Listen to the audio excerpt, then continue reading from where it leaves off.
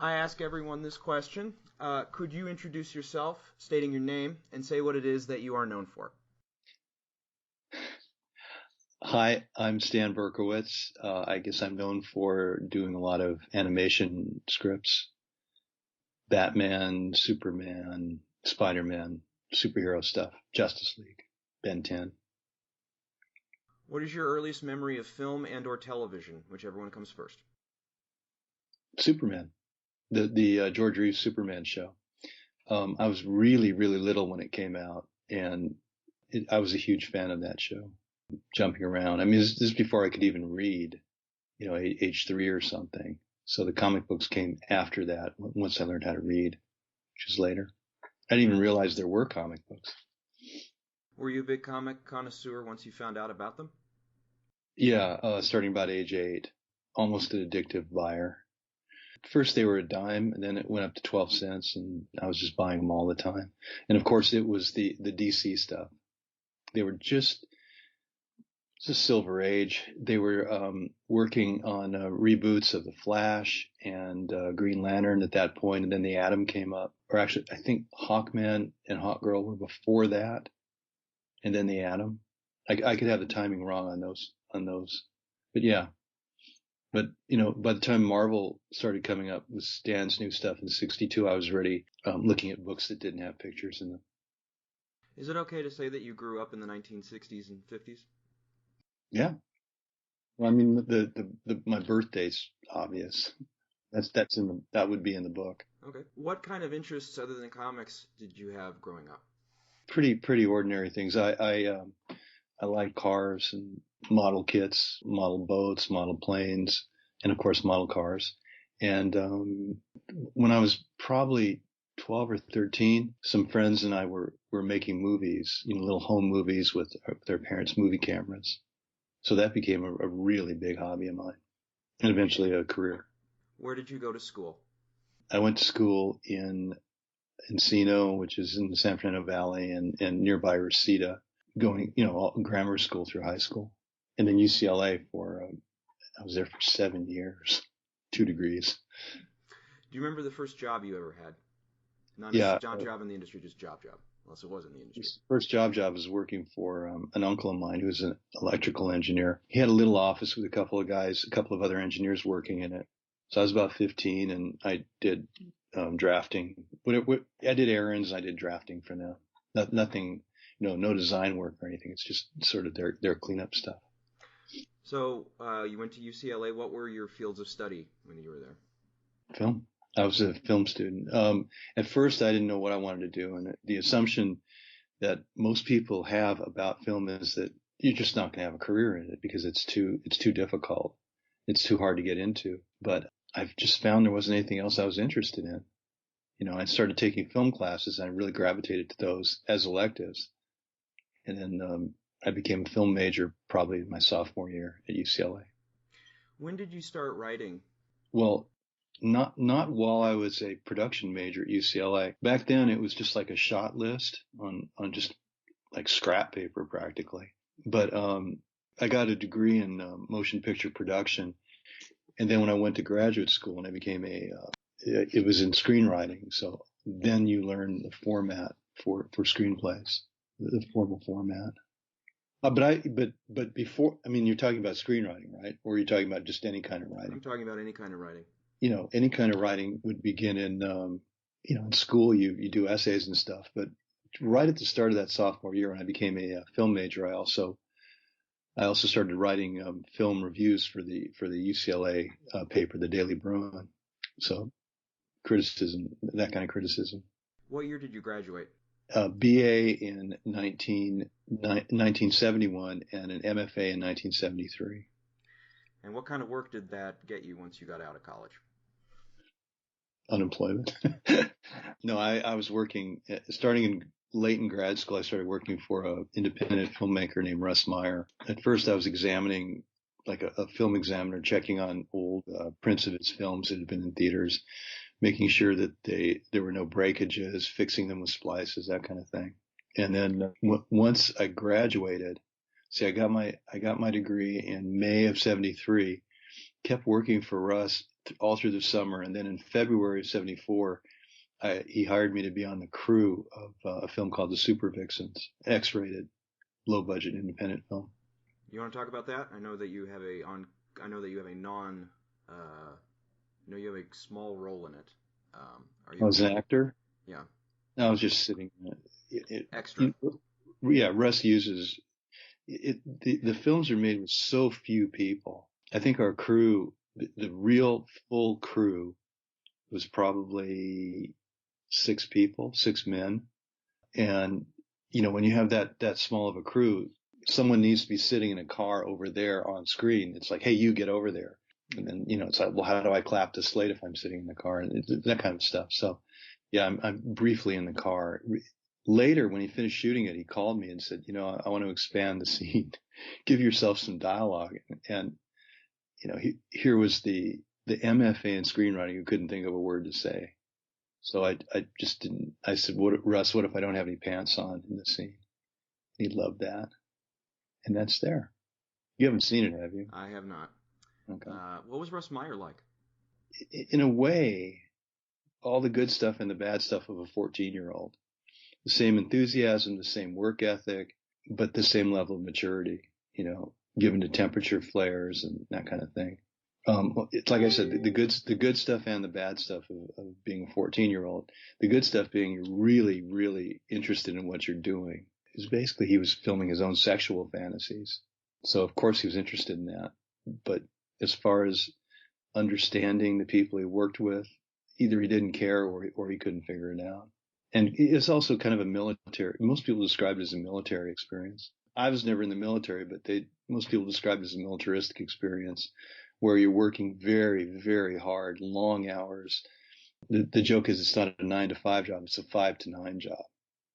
So when we were out in the desert on location, breakfast time, leaving the little truck stop where we were all staying, you see, it was probably the last time I actually saw a full starry sky. And then, dinner time, and then you just simply fall right to sleep. So it was tough work. That you see these skin flicks, and you go, oh, from the late 60s and early 70s, and you go, oh, that must have been fun. But it's a lot of hard work, especially because there's so few people working on it. I'm guessing that you weren't hoping to aspire to skin flicks. What were your career ambitions beyond working for Russ Meyer at this point? Being a screenwriter. And how did you go about achieving that at the time? Well, I don't know that I achieved it that quickly. What was your plan for achieving it at the time? You write spec scripts, and you have agents, and you get them to try to sell your scripts. Or if you're lucky, and eventually, after many, many, many years, I was lucky, and I got hired to be on the staff of a TV show. Several staffs after that. How many scripts were you writing at any given time? Spec scripts? For spec prior to being hired. Not that many, probably no more than a half dozen. Because they take time to write, and if you're doing part-time jobs or even full-time jobs, it's you work all day, then you come home and you write at night. You can't be as productive as you'd be if you were only writing scripts. So in '76, you sold a story for Acapulco Gold. Right, we did. David Lees and I are friends that go back a long way, all the way back to UCLA. We were both on the Daily Bruin. So we had written one script before that together, and then we were talking. David had a great idea, so we were talking about it. It was about modern day piracy of pleasure boats that the pirates would then use to transport drugs. So we wrote a very, very long treatment, like 70 pages. And a contact that David had from UCLA had become part of a production company. So they bought that, then they paid us a fairly nominal amount to write the script. And then they brought in other writers to rewrite it again. What did you think did you ever see the finished product? We did. There was not a screening. It played in one theater in LA for 1 week initially in order for them to get the tax breaks they needed. And, I don't know. It was very, very different from what we'd written. I mean, they'd been asking us to write something like 3 Days to the Condor, and what they wound up with was more like the Three Stooges go to Hawaii. Acapulco Gold set in Hawaii, of course. Where else would you shoot a movie called Acapulco Gold? But they shot it in Hawaii. I looked around the theater while it was running because the whole thing was new to me. I hadn't seen the finished shooting script. And people, there was a fairly small crowd. Couples were there. They're making out. The best you could say about it is that it didn't interfere with people making out in the theater. So It's always the best kind of movie in the 70s. But can I tell you one cool story about it, though? Yes, please. While we were writing the script, we got a call from the producer who said, "Hey, listen, guys, I got a great idea. I can buy a Bentley. They're big Bentley. It's a big luxury sedan even back then. That's based at that year was based on what the Rolls Royce looked like. So it's identical to a Rolls. He says, I can buy a Bentley really cheap. We can remove the flying bee from the radiator and put a Rolls Royce Angel on it, or whatever they call her. And everyone will think it's a Rolls Royce." I went, "Okay, now what?" He goes, "I want you to destroy it. It'll be great. No one ever sees a Rolls Royce destroyed on screen." Okay. So Dave and I talked about it, and that the task of writing that scene fell into me. So, one evening the thing is destroyed piece by piece. It starts with someone jumping on the roof of it, and the belt buckle makes a scratch across the roof. It starts like that, and by the end of the sequence, the car it's barely running, and most of the body has been ripped away because of various crashes and stuff. And all that's left is the chassis with that hood ornament, and one guy snaps off the hood ornament and uses it to hit another guy in the head. It was a very pleasant evening of writing for me. I enjoyed that. So I'm watching the movie and I'm going, okay, there's the Rolls Royce. That's going to be great. We're going to see that whole scene. Nothing happens to the Rolls Royce. It just sort of drives in and then someone drives it away. The end. So afterwards I asked the producer, well, what happened? I thought you were going to wreck it. And he goes, well, the producer really liked it.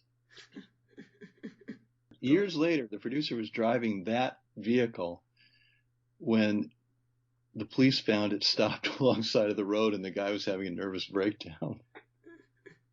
Did you ever keep in contact? Don't say the name of this producer, but did you keep in contact with that producer, or did he lead to any further work?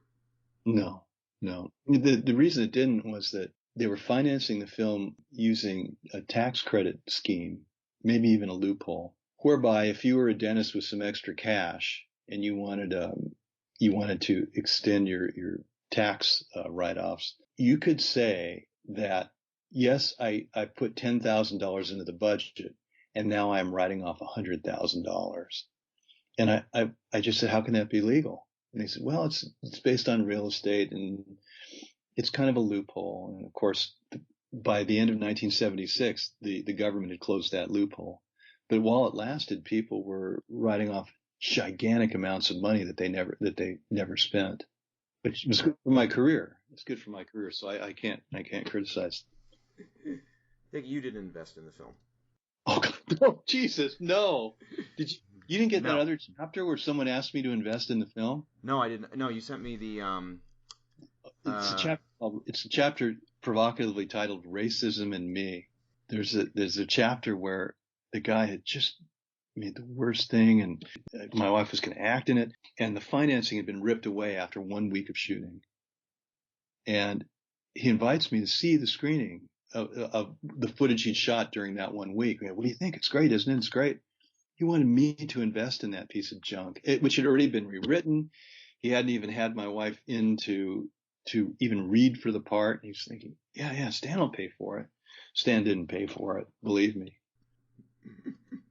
The movie's called Street Corner Justice. You can decide for yourself whether it was a good idea not to invest in it. I'll check if it's on Amazon. Don't spend too much time on it. I'll try. I won't. But I will ask you about getting other writing published at the time. So I know you were writing for, you wrote a couple articles for various magazines. How often were you getting published in the late 70s and early 80s?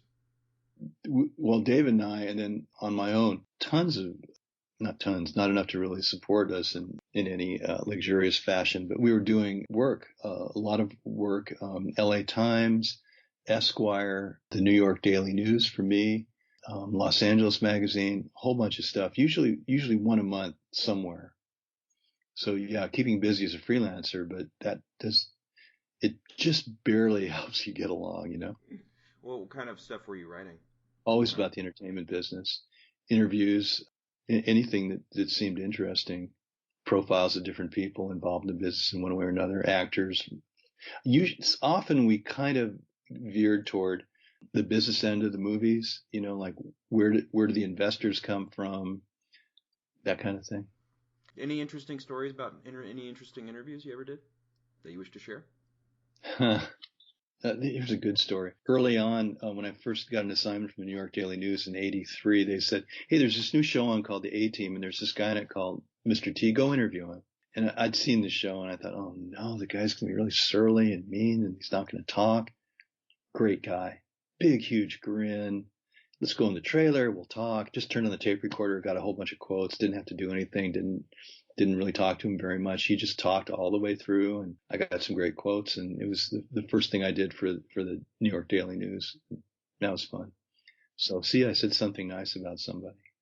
Let's see, what other stories? We got kicked off the set by Irwin Allen, who had done Poseidon Adventure, and we were on the set of Beyond the Poseidon Adventure. I didn't know what to tell him. Sometimes the editors will just say, here, go interview Irwin Allen. What do you say to Irwin Allen? It's like, well, you made some movies, and some of them did well and some of them didn't. And he got really irritated because I asked him about the film of his that had immediately preceded Beyond the Poseidon Adventure, which was The Swarm. And it didn't do very well. And it bothered him to the point where he basically kicked us off the set. And then, I don't know, sometimes you step on a landmine, you didn't know it was there.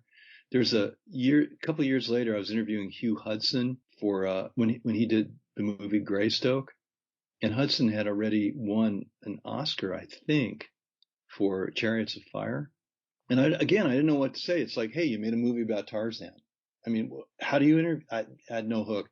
So we're just I was trying to go chronologically, and I asked him about Robert Towne, who'd written a draft of it. And like 2 questions in, he just said, look, if this is going to be about Roger Towne, I'm just going to stop this interview right now. And his publicist sitting there and he's like, oh my God, please calm down, will you? So again, because as a freelancer, you don't get paid if you don't get the story, I was happy to change the subject and just continue. But with Irwin Allen, you couldn't. It was just like, get out of here now, get off the set. You're freaking out Irwin, who was a grown man at the time, Kind of interesting the Swarm, what drives Irwin Allen crazy. Yeah. Well, Not even the Swarm, a guy bringing up the Swarm. Yeah, the publicist said, well, Stan, Babe Ruth, was a great hitter, but occasionally, he struck out a lot too. And I'm like, oh, don't give me that. If you don't want to talk about it, you can move on to something else. But we're just like, get off that set. So that was some money that we didn't get. $300 down the drain. So in 1983, I believe, you can correct me on the year, is that when you had the meeting for T.J. Hooker? The initial meeting? No, that was 85. 85? How did you get that meeting? Well, I'd been working at Columbia for a while. I was at working my day job. I get a call from a guy who said, hey, I'm supervising producer of Mike Hammer now. It's an old friend of mine. Why don't you come on and, come work it as a staff writer? I know you've been writing these spec scripts all these years. So I did. But unfortunately, that job only lasted 3 weeks for all of us because Stacy Keach was in England. He had to settle a small legal problem, which turned out to be cocaine possession. They threw him in jail right after the trial. It's not like, well, we'll come back, we'll talk about it. It's like, here, go to jail. So Columbia had to shut down production, which meant that 200 people went home right before Christmas. And for many of us, we had contracts with Columbia that were unfulfilled or only partially fulfilled. So when work started up again in 85, basically the TV season always begins in May or June. My agent went back to Columbia and they said, well, my agent said, look, there's some unfinished days here and we shouldn't have to have a lawsuit. Why don't you just give him another job? So I get a call from the agent saying, look, there's this guy who's a producer at TJ Hooker. He's a client of mine too.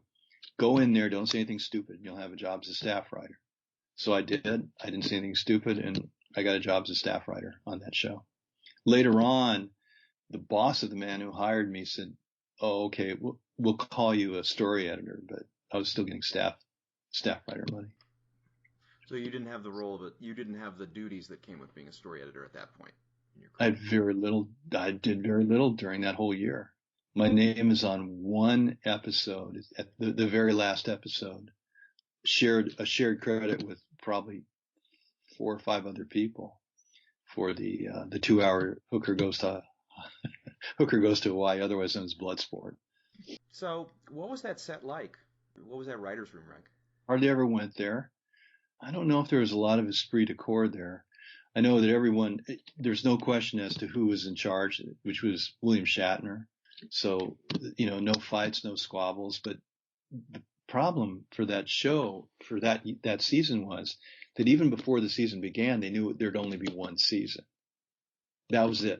Once it's over, the whole show's over. We're done. And usually, you're hoping, I'll work real hard and, there'll be another season and we'll be lucky. But they knew going in that this would be the final season. One of the other things I did, because the budget was lower, as a staff writer, I'd sit and watch old episodes of T.J. Hooker and point out car chase scenes and action scenes where you didn't see the actors. And those could be inserted into the new episodes to save money. So that was exciting. So you only have one writing credit on T.J. Hooker. How much of the material that is on that screen would you say you actually wrote? Well, ironically, a car chase. If you go back to Acapulco Gold, ironically, one car chase. And usually, you write, as a writer, a screenwriter, you write out the car chase. And you don't do it shot by shot, but I did. For some reason, I did shot by shot, and the assistant director shot it exactly the way I wrote it, shot by shot, and it was edited that way. So, but that was about it. That was all that was left that I could tell. So when T.J. Hooker ended, was finding another job easier or harder, or as hard as it had been before? It's always hard. I still had contacts at Mike Hammer, and while I was on T.J. Hooker, obviously Stacy Keach had gotten out of jail. They did a TV movie, a Mike Hammer TV movie, which did well, and the executive producer Jay Bernstein convinced Columbia to reboot the series, and that reboot began. Let's see, the reboot began that summer. So I was off T.J. Hooker probably in March, and then Hammer picked up in May of 86. How many of those shows did you end up writing? None, zero. The new guy, they didn't hire the same supervising producer as the one who initially hired me for Hammer. It was the new guy that I didn't know, and he just absolutely hated me from the word go. And Columbia, after about 8 weeks on that show, Columbia very generously put me on a different show called Houston Nights, where I got along much better and made friends. It was a real good experience for me. What was that show? Houston Nights was essentially Miami Vice in Houston. They were trying for that feel. Miami Vice had been on about 2 years at that point, and this was 2 cops in Houston, one of whom was from Chicago. So it was a big city guy trying to get along in what we presented as being a cow town. But of course, the real Houston is not a cow town. It's a very cosmopolitan city. How many of those did you write? That I don't remember. Actually, maybe I can think of the first one was half. I collaborated with Clyde Phillips on half of one, and then maybe 2 more. So 2.5 that I recall. Which came next, Adam-12 or Dragnet? It was Dragnet. I had a great idea for that, and they didn't want it. It was a reboot of Dragnet, and when I started writing, they hadn't cast their lead character. Now, again, growing up in the 50s, there's Joe Friday. It's Jack Webb as Joe Friday, the detective. He talked a certain way. He had a very upright moral code. In other words, fun to write for. An easy voice to write for. And so that's what I did. I wrote as if it was going to be Jack Webb, except Jack Webb had died probably 4 years earlier. So obviously I knew it wouldn't be him. But I said to them, look, if you want to connect this to the old Dragnet, why doesn't the first episode, why can't that be the death of Joe Friday? He's an old retired cop. He dies. And the new guys, at least maybe one of them knew him. Maybe one of them had been monitored by him. or excuse me, not monitored, mentored by him. And we'll do that. And he went, no, go away. So they didn't want it. How well did that show do? It was designed for cable. I think it appeared on WOR, and they just kept running them and running them and running them. So there were a lot of residuals. I mean, I don't hear much about the show, but there's initial compensation and then probably twice as much in residuals over the next 2 years. So by my standards, it did pretty well. And then Adam-12, the new Adam-12, I'm sorry. Same thing. I think, as I recall, the shows were kind of interlinked, so that you'd do a Dragnet and then you'd go to an Adam-12, then you might go back and do another Dragnet. It was made by the same company and the same people, the whole crew, the whole writing team was all the same. So we went back and forth. That was fun. I mean, they're very straightforward, very businesslike, very professional. You wrote a little bit on Cover Up? Yeah, that was before that. That was between my first time on Mike Hammer and before T.J. Hooker. Had John Eric Hexum already been killed by this point when you were hired? Yes. So I benefited from a guy accidentally shooting himself in the head. What had happened was that, I was at home listening to the news like everyone else, and it was a big story. The star of a TV show, just casually, idly puts a gun to his head and thinking that blanks don't hurt you and pulled the trigger. And, I thought nothing, the next day you think about something else because it really had no effect. But what did have an effect was that when the show was being retooled, they stopped production and they had to retool it. And the executive producer, Glenn Larson, he got a whole new writing staff during the downtime. And the guy who was supervising producer, the new supervising producer, had read a spec script that I'd written.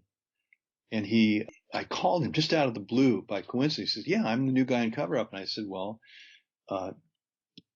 my camera was going down the drain. It was Christmas. And I said, do you have any openings for freelance scripts? Because, you like the one thing I wrote. And he went, yeah, sure, come on by. And that went really smoothly. They were in a hurry to get it done because the writer's strike was coming. So it wasn't rewritten very much. They even took a casting suggestion of mine, which dealt with the storyline having a British spy in it. Basically, I was writing for James Bond. Of course, James Bond couldn't be in it, but I said, hey, what about using George Lazenby? And they did. So I got George Lazenby a job.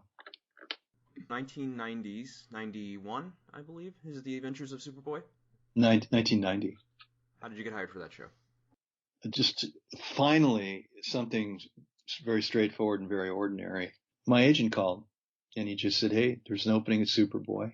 The agent had met the woman who'd be in charge of it at a party, and they're talking about work, of course, because that's what those parties are like. And he said, hey, I've got a great guy for you. And she said, well, let's interview him. They interviewed a bunch of people, and I got hired. It was the title was producer, but it was essentially head writer for the show. Had you seen the show prior to being hired? Yeah, I didn't really like it very much. Why not? It looked cheap and poorly thought out. The reason for that, I found out later, was that the scripts weren't being readied on time, and the operation wasn't terribly disciplined. So during the interview, they asked me the same question you did: have you seen the show? And I said, yeah, I just saw one, and here's what was wrong with it. I forgot what I said, but the guy who wrote it, an executive, was sitting there in that room with me. He goes, I wrote that. Sorry, dude. Here's what you should have written. But I got hired, so I spent a year there. Did you like living in Orlando? No. Have you ever been there? It's hard to describe. You expect, when you think of Florida, and I'd never been there before, you expect very strong ethnic presence. You expect, Southern stuff. You expect strong Caribbean influence. None of that was there. It was as if they had just built the city just like 2 years before I got there. It felt that way. It didn't seem to have a history. There was no ethnic presence. It was just I don't know. I'll put it this way. Where you are right now, if I said, hey, let's go out for a real sloppy chili burger, would you know of a place? Okay. That place you would go is McDonald's. Okay. Have I said enough? You've said plenty. What do you think you contributed to that season of Superboy? I'm not sure. One thing is I made the trains run on time. Scripts were always ready on time, which gave the directors and the cast more time to think about them, more preparation time. The reason they brought me in is because it was a bit of a surprise that they would hire me because I had no experience with superheroes other than, having been a big comic book fan when I was 8 years old and 10 years old. But they told me that they wanted to make the show a little older, a little more mature.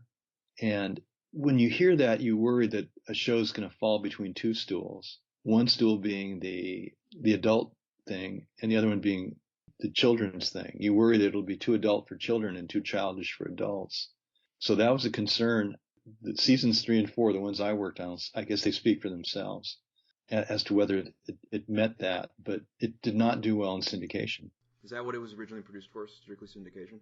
It went directly to syndication, but what we were hoping for is that it would be syndicated throughout the country and just go on for years and years. And it only was in a couple markets in reruns and did not do terribly well. My guess is that the first 2 seasons made people just say, I don't want to see this, because it really looked cheap. I think they were finding their I guess you call it sea legs. They were trying to figure out how to do the thing where no one had worked there before. It was, imagine Hollywood in about 1908. There's just people they flock there because of the good conditions, the weather conditions and all that. But there is no group. You don't have a bunch of actors. You don't have a bunch of crewmen. You're just kind of figuring it out on your own. So I think it might have been that could have been the problem. Or it could have been that in those seasons 3 and 4, people looked at it and went, and adults thought it was too childish and children didn't understand it. That could have been it too. Did the gravity of having head writer have any kind of weight at the time? Sure. In terms of, you're a head writer now. You're not just a staff writer. Yeah, it did. I mean, that's uneasy rests the head upon which the crown is. Obviously, that's Shakespeare. I've obviously gotten it wrong, but yeah, I mean, it's not someone else's fault if the script doesn't turn out right. It's yours. And if things don't go well, you can't just point to anyone else. You have to make sure that those scripts turn out okay. I remember during that period never having had a full day off for about 13 months. Never one full day. Sometimes, I mean, there'd be like an evening I go have dinner with friends or something, but there was always some work to do every single day, including Saturdays and Sundays, and all the responsibilities on your shoulders.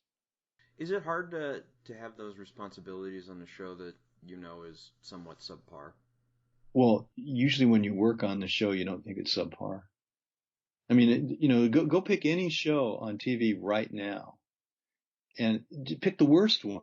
And I guarantee you the writers who are working on it think it's a good show, and they're doing their best. They believe in it. Their lives are completely invested in it. They're keeping the same hours I did, or probably even worse, starting at 5 a.m. and ending at 9 p.m. And they're doing the best they can. So, do you have anything prior to Marvel being hired on Spider-Man that you wanted to talk about? No, it was real. I mean, probably the best thing about Superboy for me was making a lot of money and being able to having the luxury of not having to work from mid 91 to very late 93, early 94. Did you do anything during that time other than try to gain back a life that was sucked up by the 13 months that was spent working every day?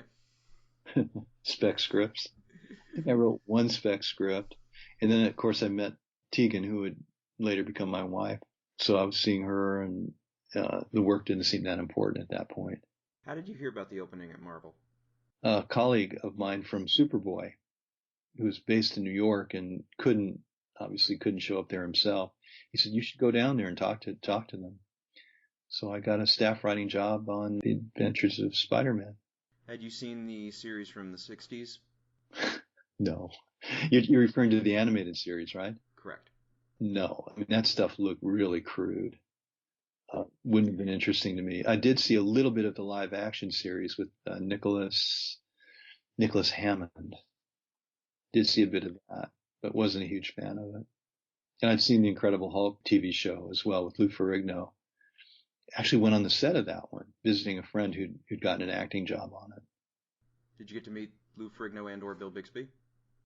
Not Bixby, but Ferrigno and I are friends to this day.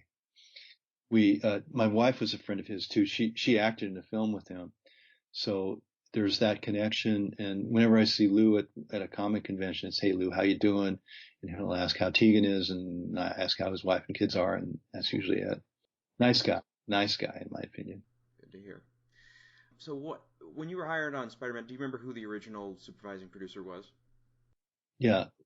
Oh, the supervising producer? The original producer, I should say. The original writing producer was Marty Pascal, and he hired me, but he was fired before I could even come to work.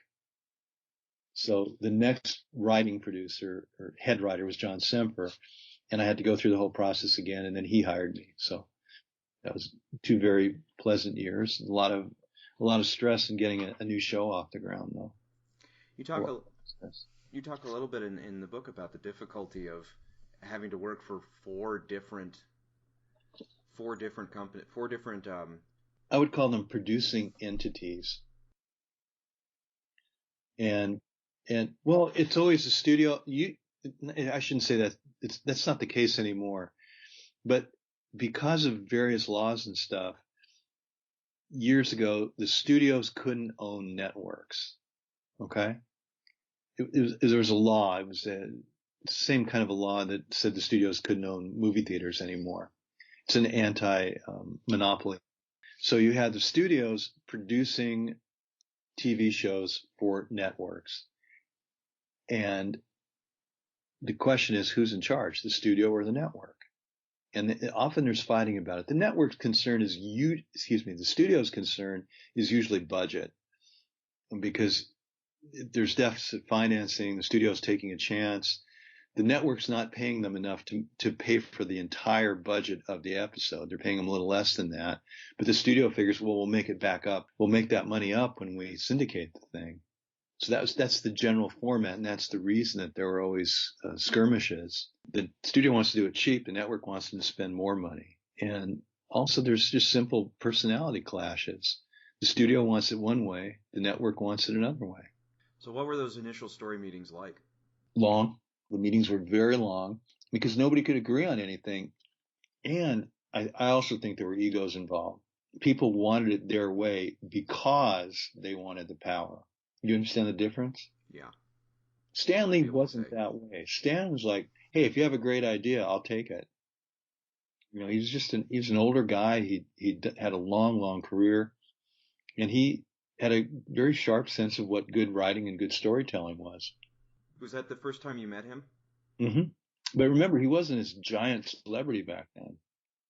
Everybody knew him from the comic book world. But in terms of being in all those Marvel movies, the Marvel movies hadn't been made yet. So I just thought, well, this is a guy who's had a whole long career, kind of maybe a father figure. Not really, though. I mean, he had his concerns. He was just worried about working as a younger writer. Didn't want to lose his job, wanted to make his bosses happy. So he was very involved in the process of creating the show? Yes, right at the beginning. We had Stan was there. We had the guy who was doing the toys, Avi Arad. We had the network, and we had a supervising producer named Bob Richardson, who, I'm trying to describe what he did, head artist, head animator, in charge of all those things, in charge of the look of the show, and also overseeing the scripts. So we had all those people telling us the script should be this way, the script should be that way, and it was hard to get them to agree on one thing. A single vision. Was it difficult also at that same time transitioning from having written live action your whole career to now having to write for animation scripts? In terms of craft, no. All you have to do when you write animation is you have to be more explicit in what the action is. Remember I told you about that the 2 car chases that I wrote? I was already doing that. I was already a lot more explicit than other writers in live action. So it fit me very well. to do it that way, to do it the way that animation requested. The scenes are shorter. You can't have people sitting around talking. You obviously can't count on your actors to just improvise some business. So those are some of the differences, and they're fairly small. Were you story editor on Spider-Man, or were you just staff? I think staff writer was the title. Okay. How many episodes did you end up writing? Do you remember? I had one unshared credit. It was probably the only unshared credit on the whole thing for a Hobgoblin episode. And then everything else is, shared, usually shared screenplay credit. Do you remember that one episode? The Hobgoblin? Yeah. Can you talk a little bit about the plot of it? No. Okay. I don't remember it. I'm sorry. That's fine. I just remember going through draft after draft after draft after draft. And usually John Semper would make life easy by just saying, look, here's what the story's going to be. And as a result, he'd get credit for the story. But this one, we hadn't worked that out yet. So I was just, this one Avi didn't like this, Stan didn't like that, and just doing over and over and over again until finally we came up with something that everybody tolerated. So you wrote for T.J. Hooker in a season that was infamously put at 11:30. You wrote for Superboy, which was syndicated in only a few markets. Mm-hmm. What was it like writing for something that was now being shown nationally? Well, I didn't know. What happened was that you get immersed in the work, and you don't really think about what the reception will be until I guess I started in January, and by next January, 1 year in, Spider-Man had come out, giant hit on Saturday morning, giant hit. The only competition was something else on Fox at a different time, which was X-Men. That huge ratings hit for children's TV on Saturday morning. So I called my agent. It's the same one who'd gone through all that stuff with T.J. Hooker and Mike Hammer. And I had lunch with one of them. And as soon as she sits down to lunch, she goes, so how you doing? You working? I went, oh, fuck. The whole point of the lunch was to find out where does doing well in animation leave me in the general screenwriting world. And by her asking if I was working, that pretty much told me that they were paying absolutely no attention. And the world outside the comic book world was paying no attention to that. I mean, I'd been writing that same office, the commission check, every single week for a year. And then I sit down with an agent who, A, doesn't know if I'm working or not, and then B, is stupid enough to say that she doesn't know if I'm working or not. So that's the difference. When you're in animation, no one knows, no one cares. It's children's TV. How many agents have you had over the course of your career? You want to talk about that? Yeah, probably 6 or 7 agencies. What would you say was the best experience if you had such a thing with an agent? There were two. Well, the first ones, I mean, again, I think I had gone through 3 or 4 agents before I even was making a living as a writer. And some of the agents did a lot of work. Some of the agents were idiots, but it was kind of like, those old power mower lawn mowers where you wrap a cord around me, just keep pulling it until the engine catches. Yep. It was like that. But finally, the one that I had during the Mike Hammer experience, they could pick up the phone and say, hey, go over here, you have a job, which was just shocking after like 11 years of trying and banging on the door. Suddenly they could open almost any door they wanted, it seemed like.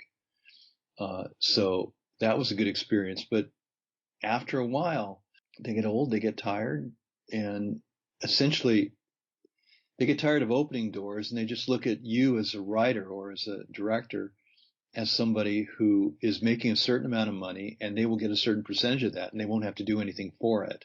And that I think happened. And I'm not just talking about them. I'm speaking kind of generally. I've had other agents, specifically an animation agency, that again could knock on the door and get you in and get you an assignment. That's it for agents. Usually, I mean, they're the butt of jokes. Wow. You've heard a million of them probably. How long were you on Spider-Man? 2 years. In fact, Spider-Man started almost the day after we got back from our honeymoon. Almost the day after. We were married on February 14th of 1994, and the job started, I think, 7 to 10 days later. It was a great job. I mean, most of the time was spent at home, working at home. Honeymoon really wasn't over. Yeah, exactly. Exactly. How did you get hired at Warner Brothers? That, again, very straightforward. John Semper, who I was working for on Spider-Man, said, "Hey, I hear that they're starting a new Superman series over at Warner Brothers, and you should go over and talk to him because Spider-Man was ending." So I did, and actually, I had the agent. I had my agent contact Alan Burnett, and Alan said, "Sure, bring him over." Alan asked me to write he hired me to write a freelance script, the Metallo story, and he liked it, and he said, "Okay, we're making you an offer to come be on the staff here as both a staff writer and a story editor." Could you describe the differences between those two roles? Staff writer and story editor. I think the staff writer sits there writing scripts all day, which is something I did. But when you're a story editor, you're also sometimes asked to either read over the work done by freelancers or read over the work done by your fellow staff writers and make notes, make corrections, or do rewrites, revisions. That seems to be the difference on that show. Mostly there is no difference. Were you the initial story editor, or were you hired later on as story editor? There were other writers on staff. Hilary Bader, I think, was on staff there, and obviously Paul Dini, and of course Alan. And I think I was hired as both. The reason for that, Alan was very clever about that. The reason he did that for both of it gave me both jobs was that staff writers are eligible for Emmys. Story editors were not. So he made sure I had Emmy eligibility, but he also made sure that my name as a story editor would help me, for my next job. It was very good. Great guy. Really helped. He helped a lot of careers, including mine. How far along in the production was the show when you were hired? I think they had a pilot. I think they might have had one or two scripts. And they had a lot of preliminary work done in the art department, of course. Do you remember what instructions were that stood out to you in regards to those early years of Superman? The only character issue that I remember having was that the toy company, which had done really well with their Batman toys, wanted toys to go with the Superman show. But what do you do? Superman doesn't need anything. So we ended up occasionally having to write Superman in a spaceship, Superman in an undersea helmet, so he could communicate. It wasn't so that he could breathe; it was so he could communicate. So we had some stuff like that from the toy company, but by and large, it was just try to imagine Superman in a show that children could watch, but that wouldn't offend the intelligence of adults. How long had the WB network been in existence by the time you were hired? I think it was just starting at that point. Did you have any thoughts on the network as a viable entity at that time, or did you just not care and just happy about the writing? Well, the latter. But suddenly, with there being a whole bunch of different networks, the concern should have been, had I been thinking about it, the ratings are just going to be sliced thinner and thinner and thinner. There's just more competition for not just the child dollar or the children viewers, but in general, when you have, I grew up with, what was it, 7 channels in Los Angeles, and that was it. Actually, there's probably more than that, maybe 9 channels in Los Angeles.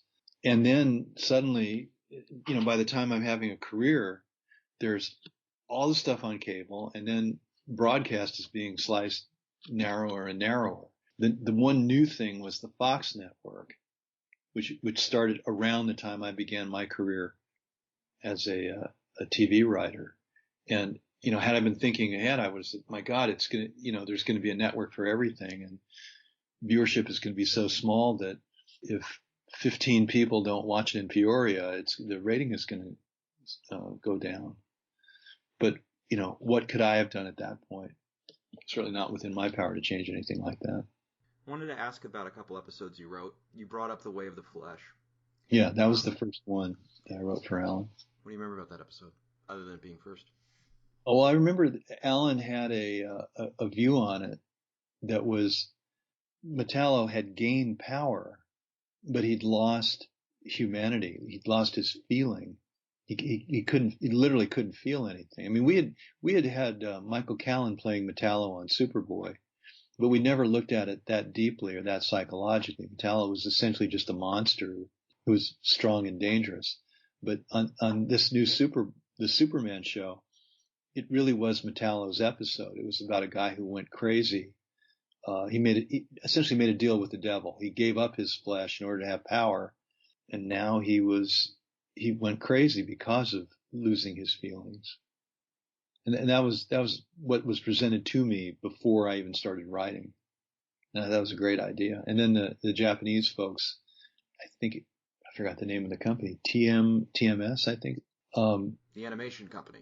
Yeah, they did a wonderful job. It was initially, though, because they didn't have any English speakers there in Japan, or native English speakers, I realized I shouldn't have used all those slang expressions in the descriptions, because they're looking at that, taking stuff literally, like he stomps a mud hole in somebody. Where would the mud come from?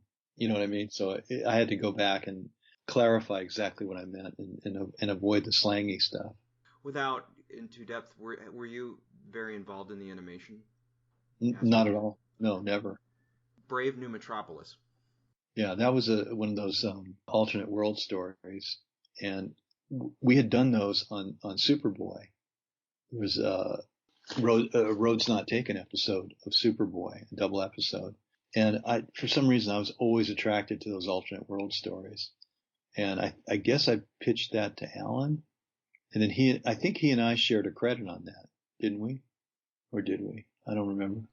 Yes, story by Alan Burnett and Stan Berkowitz, but you have the teleplay credit. Right. They're so much fun to write those things. The reason that it was particularly fun on Superboy is that Gerard Christopher, who had the look of a male model, but the soul of a supervillain, was so good in portraying bad guys. He's really good at playing a bad guy, because you don't expect someone who looks like that to be a really terrible person, at least not cast as one. And he was terrific at that. So I was always trying to find alternate roles for him. So the alternate world stories were a natural fit for him, for Gerard. And then my affection for those kind of stories remained as I went to work on Superman, and then later on Justice League as well. Finest Part 3. What is it like writing the third part of a 3-part episode? Pretty easy when Alan and Paul have written the story for it. I mean, the stories are extremely detailed, and really all you have to put in is most of the dialogue, because some of the dialogue is even there. That line about he's puddin' now, right? I think that's the end of it. That was in the outline that Alan and Paul wrote. So that's easy stuff. What was the writer's room like at Warner Brothers? There was no writer's room. Everybody sat in their offices, and when Alan needed to, he would bring us into his office to talk about a specific story. But very rarely, the closest we came to a writer's room was that most of us would eat lunch together every day. But again, the conversation at lunch was seldom about story stuff. We all worked individually. The late Mr. Kent, which I have a lot of questions about. Okay. Do you want to ask them first? Or you know what? I'll tell you where the inspiration came from. Please do. Paul Levitz was the head of DC Comics at that point in 1996. Paul Levitz was visiting Warner Brothers at the beginning of the Superman run. And he took the writers to lunch, and he said, okay, here are the kind of stories we've had good luck with. I don't know, he named a couple kinds, and the thing that really caught my attention was he said, sometimes Clark will have a problem that will affect Superman's life. So immediately I thought, well, what if we kill Clark? Or Clark appears to be killed. And that's where that story came from, plus my own affection for film noir type dialogue and things. So what were your questions? How did you get away with, and this will lead into censorship, get away with the very much not even implied, the actual, what do they call that term? Death? Yeah, the actual death of a person, but the actual, not just the death, the Electrocution of someone. Death penalty. It was a gas chamber. Yeah. How were you able to get away with the death penalty on children's television? Well, first of all, the death penalty is legal. It's part of the law and it's part of life. But second of all, again, by the way, that was Alan's idea, to have that guy figure it out just as he was about to die. But the pellet never hits. I don't think it hits the acid, right? He realizes it, and then I believe it cuts to the. It certainly doesn't cut to him after the pellet hits the acid, but I believe it just cuts to the pellet hitting the acid or the acid turning. The end. So you don't actually see him actually die. Correct. Was it really that easy to write around death for the censors? Generally not. Because you couldn't even say, I'm going to kill that guy. We should kill him. You couldn't use the word kill. It was worse with Fox on Spider-Man. You couldn't do stuff that kids could replicate. Like, see that glass wall behind you? You couldn't have, even a guy with a metal body crashing through a glass door because they thought a kid would try to do that. So they were worried about imitatable behavior? Yeah, easily replicated behavior, especially at Fox. At Warner, at the Kids WB, it got a little easier. But yeah, death was just a no-no in general. And the death was implied in the late Mr. Kent. It was only implied. I thought your question was going to be, what happened to the narration? It starts with narration, then it doesn't end with narration. So I'm curious about that too. The answer is, I forgot about it. I didn't see it. Taming of the Shrew. I wanted to ask about the episode New Kids in Town in season 3. Are you sure I wrote that? You are a co-writer. With Rich Fogel, right? Right. So I think Rich wrote the first draft, and I might have done a little bit of rewriting on it. Okay. Well, what was the question? No, I was just curious about. Well, actually, no. The question now is when you're co-credited as a co-writer on something, what is that process like? Obviously, you're not writing in tandem with the person. You can be. And in fact, that. I think on a Dr. Fate episode, Hillary and I did write in tandem. On that one, I think it needed some rewriting, and I did rewriting on it. I think it was pre-existing. See, here's the deal. There's two different unions that cover writing. Well, I'm in both of them. Actually, I'm in 3 unions, including the Writers Guild of Canada. But the Writers Guild of America, which didn't cover this animation, they go through a very, very detailed process. And I've been an arbiter to determine through arbitration who wrote what. Very complicated, very painstaking, and just awful to go through. This New Kids and most of my early animation was covered by a union called IATSE Local 839, which is no arbitration at all. And that just means that the producer, in this case Alan, would say, you know what, I think Rich wrote a lot of it, and I think Stan wrote a lot of it too, so I'm just going to put both their names down. There's no arbitration at all. It's just the work of the producer, which I think has been very fair. I mean, the two guys that I've worked with most, Alan and John Semper, I really think that despite the fact that there was no governing of their credit arbitrations, or there was no credit arbitration at all, I think that they were both pretty fair. Were there, without mentioning names, were there any where you, I mean, I'm guessing going back to the T.J. Hooker incident, were there any instances where that was not the case, where you were credited something that you felt you should not have been credited? Yeah. Or that you wish you hadn't been credited, I guess is a better way to phrase that. Yeah, a couple. The T.J. Hooker thing, I wrote very little of. The final version, I wrote very little of. And there was actually they never went through an arbitration. What happened was that, there were so many people that worked on it. We tried to figure out some kind of a credit that would satisfy the writers and the Writers Guild. And we finally did. And I mean, I would just as soon have not have been credited. I mean, if the choice of credit on the T.J. Hooker thing had been mine, I would not put my name on it. Just out of fairness to the people who did do the work on it. But that was how it worked out. Oftentimes, a Writers Guild arbitrated credit is less indicative of who wrote what than a non-arbitrated animation union credit. had the Writers Guild arbitrated New Kids, they almost certainly would have given full credit to the first writer who was rich, because that's how Writers Guild arbitrations work. They can be very unpleasant. I want to talk a little bit about New Adventures of Batman. Okay. Had you seen the original animated Batman? Yes, and I loved it. I was working on Spiderman at the time, and I thought, wow, Batman, much more stylized, darker, really strong stories, really, really strong stories that were put together by Alan and Paul. What's your favorite episode of that series? I don't know that I have one, but any that stand out? I liked I think Paul wrote one called Home and Garden, where the guy's married to the creature who's actually a plant. But they're all really good. I shouldn't say all of them, but I liked a whole bunch of them. Were you working on New Adventures concurrently with Superman, or did that follow Superman? From the writing point of view, it followed Superman directly. Superman was going to be 65 episodes. They cut it back to 50 because the first ones weren't doing very well in the numbers. And then they said, that's bad news. The good news is you're going to be back on Batman. And all the writers were very happy about that because we all admired the original series. Do you have a favorite episode of the new Batman that you wrote? I kind of like Chemistry. Describe that episode.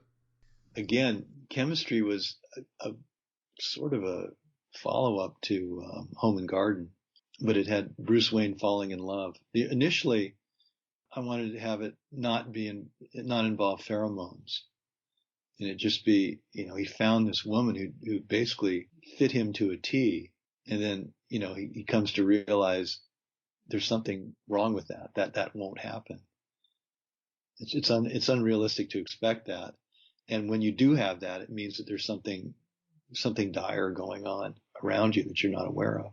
But Alan said, no, the pheromone, he's too smart for that. The pheromones have to play a part in this.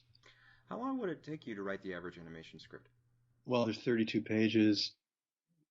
Generally, and this is working at a pace that is not hectic, 5 days. Start on a Monday morning, finish on a Friday night. Were there any scripts that took less time? Any that were really quick bang-outs, for lack of a better word? No, because you never needed to do that in animation. It's not like, the show is going to be on in a week and you have to finish the script right now. There's much longer lag time. So I don't remember. There are a couple of times where I had to work on the weekend or at night, fixing someone else's script. But generally, I never had to rush through anything. We'll talk a little bit more about some of those shows in a minute, but I want to talk about what I consider the big one. I don't know if you consider it the big one, Batman Beyond.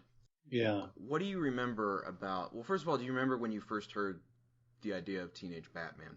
Yes. I had an offer to work for Universal after I'd been at Warner's for about almost 2 years.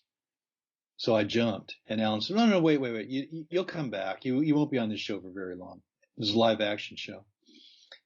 And he said, so what we're going to do is we're going to suspend and extend your contract.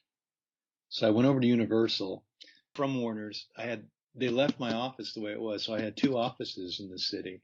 And while I was at Universal working on players for Dick Wolf and Clyde Phillips, they called me from Warner's and they said, we're working on this new Batman thing. It's called Batman Beyond. So eventually, while I was still at Universal, Alan and Paul presented me with the outline for Batman Beyond, the 2-parter, and asked me to write the script for part 2, as I recall. And I did. While I was, on the weekend when I had extra time, right? What did you think of the idea initially? I don't know. It's at first blush, it seemed kind of cheap. Like, well, how do we, young Batman, we're just trying to be young. We're trying to make it younger. But the more I thought about it, the more I liked it, for the simple reason that this would be a very unusual hero, because neither hero is a complete hero. Bruce is too old to do what he used to do. And Terry's not smart enough and not old enough to properly fill the boots of Batman. So you had a split hero, I guess you could call it. And that just fascinated me. The more I wrote for it, the more interested I was in that dichotomy. It's not really a dichotomy. It's that splitting of the hero. I'm curious about what it's like, because you're writing for pre-existing characters, you're getting notes, but now you're writing in a pre-existing universe, but you're writing for original characters. I'm curious what that dynamic is like. Well, first of all, it wasn't a pre-existing universe. It was a whole new world. And the artists and the writers spent a lot of time presenting their view of a future world that Terry and Bruce would exist in. So it was a new universe, and we had to figure out the rules for it and what people could do, what they couldn't do, all that stuff. And the characters were different. I mean, Bruce Wayne had become, a surly old man, and Terry was kind of a naive, he was a naive kid who thought he knew more than he did. And it was fun to write. It was fun to combine those two because they needed each other. And yet they resented the fact that they needed each other. I want to ask about a couple episodes that you wrote. You already talked a little bit about Rebirth, so I would like to ask about Shriek. Great. That was great fun. I believe Glenn Murakami drew a picture, and Alan gave me the picture. And he said, this is some kind of a sound guy. Think up a story for him. So I did. Involved trying to drive Bruce crazy. That was fun. It was fun to play with sound like that. Because the artists were so good on that, and the only way I could challenge them was by dealing with sound. Did you write the infamous dialogueless scene, or did you come up with the idea for the dialogueless, noiseless scene? I thought it was mine. Bruce Timm tries to take credit for it, but I thought it was my idea. It shocked everybody, when the sound goes out like that. It's almost like that the ending of The Sopranos, where you think something's wrong with your TV set. So. Again, it was, my visual imagination isn't good enough to really challenge what the artist could do. So again, let's play with sound and see if we can do something shocking that way. And it seemed to shock people. Did you I'm curious what the notes on that episode were like, if any, from the network and or S&P. I don't remember any. BS&P at that time was concerned about doing stuff you could imitate and killing people. And that was about it. Did you have trouble with the scene where he tries to jump? Where he tries to convince Bruce to jump? No, because years earlier when Alan was doing a Batman thing, there was Bruce is going to fall from a window during a dream. I think it was called Perchance to Dream, that episode. And Alan told me that they got a lot of trouble from the network on that one. Again, a kid jumping from a window is not something that you really want to inspire. So I guess the ice had been broken by the Perchance to Dream episode. So we were allowed to do it. And of course he didn't jump. He realized that someone was fucking with him. Dead Man's Hand? Yeah, I guess Alan wanted to do the Royal Flush Gang, so we did. I don't remember much else. It was a love story for Terry. Terry meets up with a bad girl. And that's always fun to do. It's a clash of values and cultures. Disappearing Ink? That was fun because it was weirdly sexual. That was the one. It's the one where she's in love with the guy at the cryonic lab. Yeah, and that's played by the guy, Bill, the guy from Fargo, Bill Macy. Is that the one? William H. Macy? Yeah. He's a great guy, by the way. He comes in and it's like, oh, I love Fargo. I just saw it. It's great. He goes, yeah, we're working. Just tossed it off like that. But the weird sexuality of it was really weird if you're an adult. And I think if you're a child, it just goes right over your head. You don't even think about it. How old were you when you saw it? I would have seen it. I would have been 10. I would have 1999. But I would have seen it in reruns, so it would have been 2001. So you're a child. I was 10. It didn't. The sexual aspects of it really didn't. It had no effect. Yeah, that's what we thought. So as soon as you can make a joke for adults, it passes over the kid's head, and the censors will go, it's fine. Plus, I mean, honestly, I'm not sure exactly what the sexual relationship was, as long as we suggested that he had he had an unhealthy obsession for her. The death penalty scene stayed with me far more. So in terms of traumatic, in terms of that kind of thing. So. Well, the guy deserved it. He was a crooked cop who killed someone. What was I'm curious about Earthmover, because that episode has a bit of a reputation. For what? I remember the quote on the DVD is, "It's not one of our better episodes." Oh Jesus, who said that? It's either Paul Dini or Bruce Timm. Yeah, I don't know. I mean, the monster was sort of frozen in space. He didn't. I don't know. They were trying for straightforward horror with that. I liked it. Oh, okay, good. I mean, weird. Joyride. That was kind of fun because there was motion in it. It was one long continuous chase, as I recall, right? So that was fun. Lost Soul, my other favorite. I got to work with Stacy Keach again after many, many years. He had no memory of me. A cool guy, though. I liked him. And he did a great job playing the old man whose, I guess, essence is inside the computer program. Idea that still freaks me out. Once Burned. That's a Royal Flush Gang? Yeah, Royal Flush Gang. You see how good my memory is. I don't even remember. Was that the one where he had the romance with 10? I know he has the romance in the first one, and then I think this is the one where she's working for maybe that's another one. I can't remember. I know there's one where she's working at the diner, where she's working at the restaurant. I can't remember if that's... That's a problem. Does he go back to her and... Yeah, and she declines. She turns him down flatly. I remember that. Well, he was lucky for that. I'm sorry I can't remember this stuff because I mean there have been a lot of other episodes, in these last 25 years. No, you're fine. You get entangled in.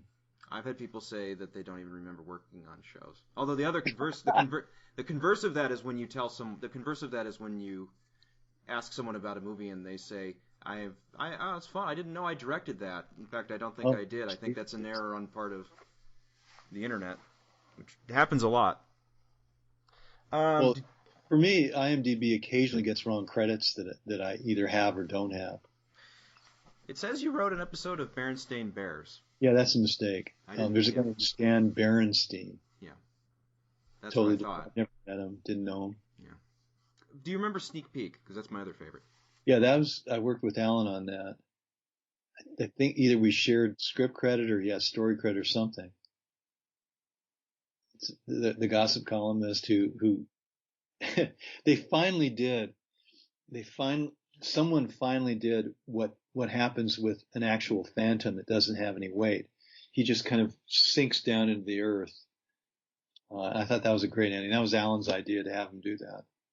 I love episodes where people find out the identity of the superhero. I don't know if thoughts on that. Oh, there's a Superman episode from the George Reeves, which I'm sure you've never seen.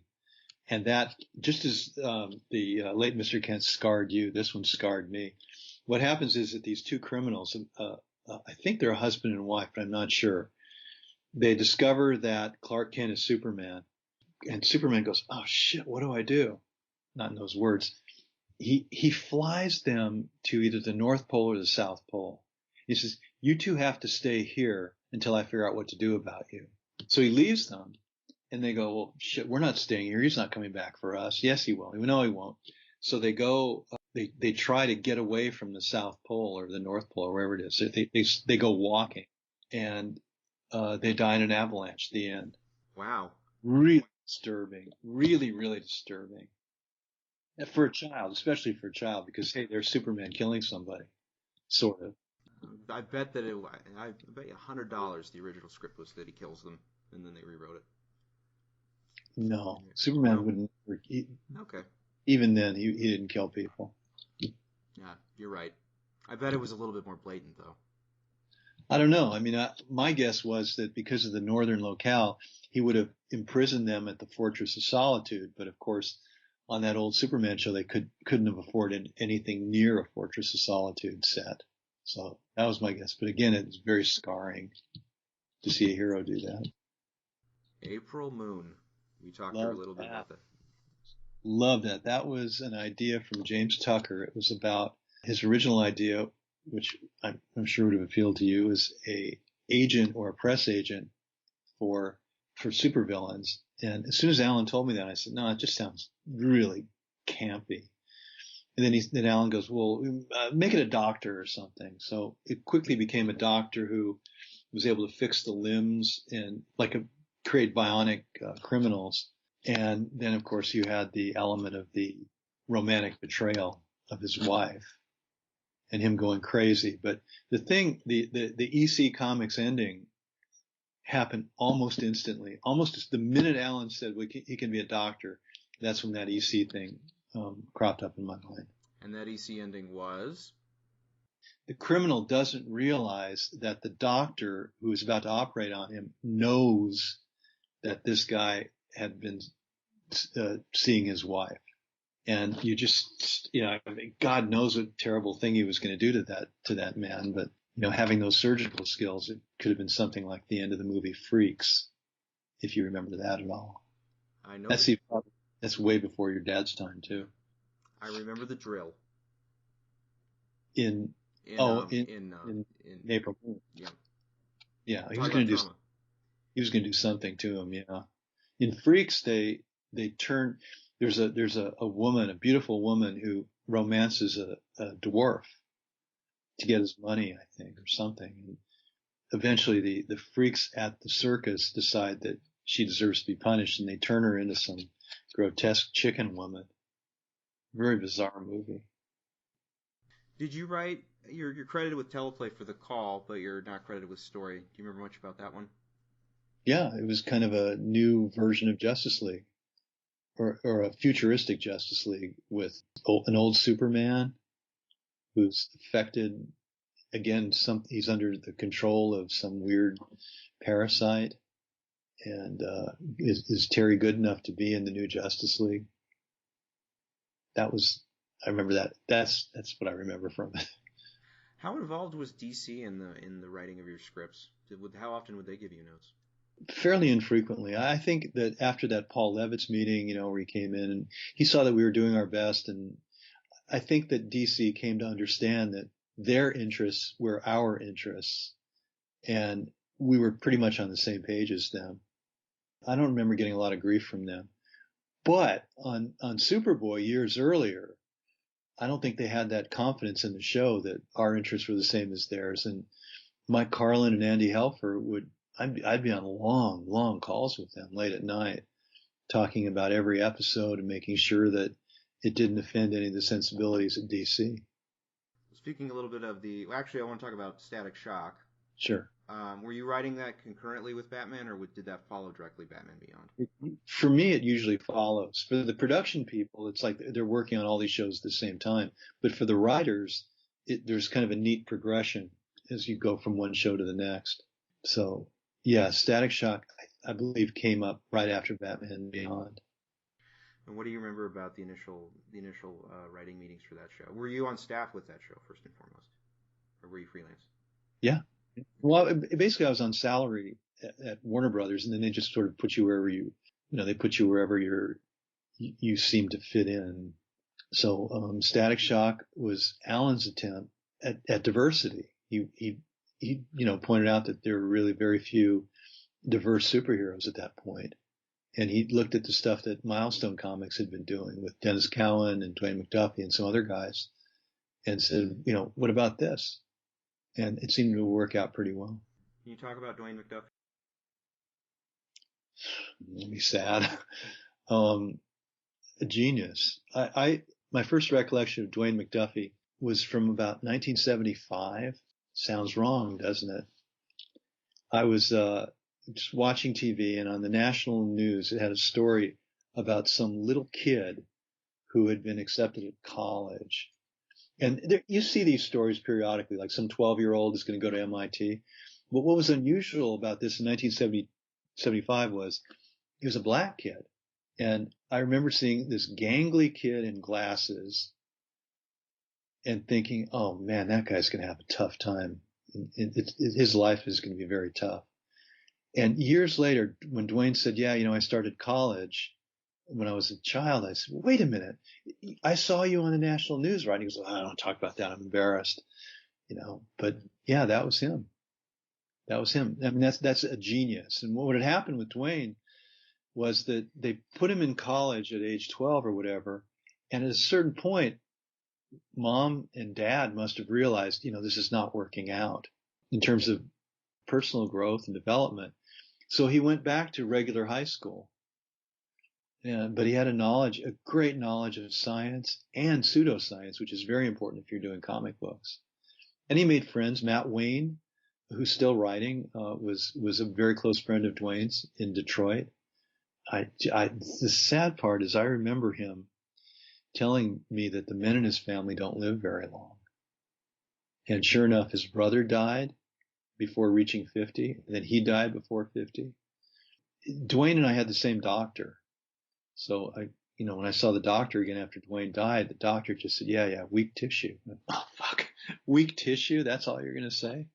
But yeah, it was I think a burst aorta. I'm not sure the exact cause, but it was some very sudden thing. It was terrible.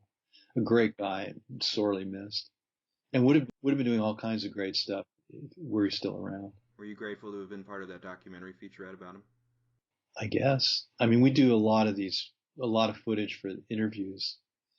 Maybe once a year they'll call us down to the Warner Brothers office over in Burbank. So I'm not sure what footage of me was used for that. But I spoke about him at the memorial. Great guy, fun to work with, always had ideas, just a fountain of creativity. Do you have a favorite Static Shock that you wrote? No, but I do have a favorite story about it. We're gonna test your knowledge of old sports figures. I'm willing if you're willing. Static Shock was written for the Kids WB after Gene McCurdy was no longer head of it. They brought in a new person who had an experience in marketing. So she would go to focus groups. She'd have focus groups on the show. And one of her more infamous realizations from the focus group was that children don't like villains. Yeah, okay, they're not supposed to. But what she drew from that, the lesson she drew was that the writers shouldn't be having stories with villains, and we just revolted against that. One of the episodes I had to write after that came down was about Sunspots, where instead of there being a villain, it was Sunspots either supercharged his powers or took his powers completely away. His powers became erratic during because of the Sunspots, which is, it's like Bob Goodman talked about doing the Zeta files and having the enemy be the weather, So that was a hassle. But the other thing that bothered me too was that with the new person, the censors came down much more heavily than they had been. And as a way of protesting that, I wrote a scene in one of the scripts, and I don't remember which one it was, where a couple of little kids are playing basketball, and one of them just tosses the ball in the hoop and goes, yeah, just like Michael Jordan. And the other guy bounces around. He throws one and he says, yeah, Wilt, just like Wilt. And the other kid goes, Wilt? Who are you talking about? And the kid goes, Wilt Chamberlain, man, the first basketball player to score 100 points. Grandpa told me about him. Grandma knew about him too. And you obviously have no idea what I'm talking about, right? Wilt the Stilt. So do you know where that came from? No, I don't get the joke though. Oh! View from above. Yep. 10,000 women. No, 20. 20,000. You do the math and you go, okay, that's 3 strangers a day, every day. Anyway, so. I'm leaving that in, by the way. What? I'm leaving that in. People are going to want to hear my reaction to that. Well, I'm glad you got it. It took me a minute, but I got it. So that it was recorded. No one got it, during the recording session, and it's in the episode. Wow. Grandma knew about him too. When they come down that hard with the censorship, you just go, all right, let's see how do we get around that. There's the desire to cause a little bit of trouble sometimes. But apparently no one noticed, and I guess it's still in the episode. I'm actually curious to see how many people got that. I'm going to look that up later to see if people got that at the time, because there's got to be the older ones will get it. I mean, his career ended a long time before he wrote the autobiography, and then that autobiography, because the number was so flagrant, people started doing the math and going, there's just no way that this guy could. Maybe he just can't count.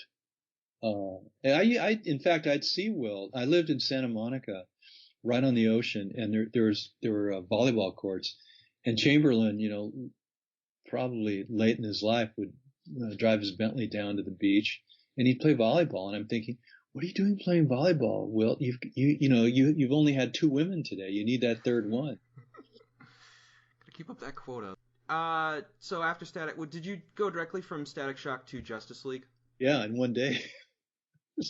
I got another note. There was a line about a fairly bad line, admittedly, where Static during the Sunspots episode, he's whooshed into his powers are supercharged, and instead of jumping over a building, he jumps over the entire city and finds himself in the desert. And he lands, and I didn't know what to say, so the line was, I better get frequent flyer miles for this. What does the kid know about frequent flyer? Anyway, I threw it into the script just to see what the censors would say. And the censor gets back and they go, yeah, can you change that line? I thought, okay, fine. I'll try to think of something funnier. The censor said, no, it's just that, can you say, I hope I get frequent flyer miles? Take a pause. Why would a censor make a difference between I better get and I hope I get? One is a expectation and one is aspiration. One is hopeful. Well spoken for a English major, but it's aggressive speech to say, I better get this. So as soon as they said that, I went across the hall to Rich Vogel and I said, yeah, I'll work on Justice League. The notes were from Cartoon Network as opposed to the Kids WB. Cartoon Network just said, just do whatever you want. Again, they trusted us. Can you tell the story about Aquaman?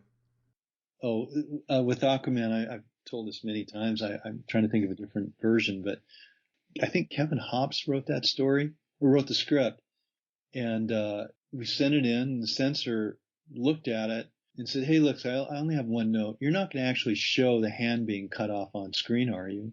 And Rich said, no.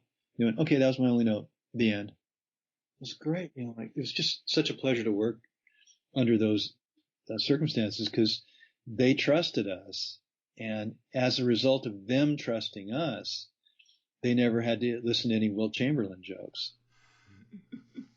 Did you sneak stuff in that one? No, or did you just you don't, because there was an element of trust there. I don't. Why would I want to fuck them up? If they trusted us, I'm grateful for that, and I don't want to do anything to fuck them up. But when someone doesn't even trust us to write a kid's show and thinks we're stupid and all that, it's like, okay, we'll have our revenge. A couple episodes we'll just skip really quick. Injustice for All, which is the Super Gang. That for some reason we did that, and then we didn't run it for a long time. But that was fun. I mean, to have all those villains, and I mean, the reason that they're villains is they don't work together very well, and they can't be trusted. They're criminals. The reason that the Justice League is always going to beat the Injustice Gang is that the Injustice Gang are criminals who don't trust each other and don't work well together. And that was the core of that episode, as I recall. I'm actually curious, if I didn't include this in the pre-questions, but I'm curious about this. Did the events of September 11th affect the writing process on that show? Yeah. We couldn't have buildings come down for a while, because we were blowing up buildings and shit and all kinds of stuff. But the rule was, no more buildings for a while. Did it get replaced with something else? Well, you have to replace it somehow. I mean, with something else taking over its mantle, and like something with more frequency, I guess. Did something else become a more frequent usage after buildings had to go? I don't recall that. I mean, we just had to think of other stuff than having buildings collapse. For a while. For a while. Savage Time. That was the time travel one. Time Nazi one, yep, back in World War II. Yeah, history ain't what it used to be. World War II. I mean, I spent probably too much time looking at the History Channel.